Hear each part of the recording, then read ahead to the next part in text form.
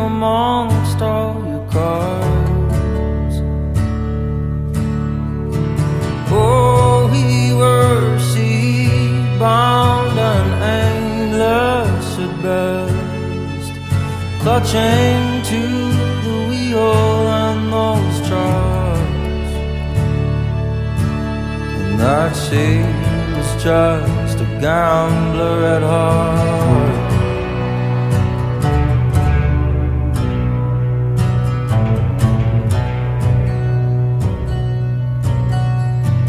Oh, there we were, and the sun hit starboard, and we were as free as we could be.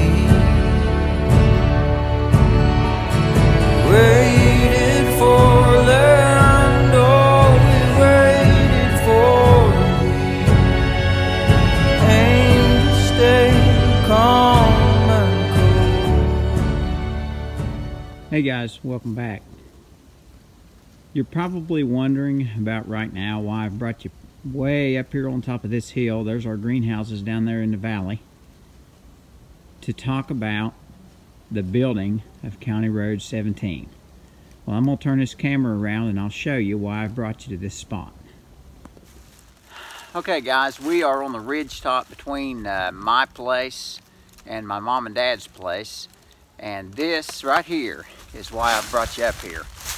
There are rocks scattered all over these hills from a very early time, right around between 1903 and 1915, when my grandpa was just a kid. Now, these rocks are cut up, busted up in small sections, a lot of flat surfaces. And the reason for that is when they started to think about having a little better road here for County Road 17, or Rankins Creek Road as we know it, they decided to pave that road with sandstone. And that was a monumental project, and there was a crew of men that came here, and they lived in a little shanty along the creek bank in front of my mom and dad's house. And I'm sure they worked on this job all summer. Well, they cut all these stones up and they paved them side by side, pretty much from the bridge at Davidson Hill to the bridge on Upper Rankins. And if you'll notice, even though you'll have some small potholes where the blacktop might crumble from water, you'll never have any sinking spots other than where culverts are at. It's a very solid road, and it's because it's paved with sandstone all the way. So that was a heck of a job, and they did it with horses and sleds. It was long before any kind of technology to be able to cut that stone other than by hand. And I'll insert several pictures here so you can see where they have cut a bunch of these later in the video. Now, my grandpa was just a little boy then, and he had a dog and a goat, and he thought, you know, he was really excited. He watched those men pull these rocks off these hills and with their horses and sled. So he got really excited about that, and he decided to rig him up a harness so that he could hook his dog and his goat up. And he come over here on these hills and played and pulled his little sled as well, kind of mimicking those working men. And I'm sure that was a lot of fun for a little boy. And he said that the dog was a lot smarter than the goat, though. After they worked just a little bit, they worked together pretty well. But the dog was smart enough that when he got tired, he would slip his harness and go to the house.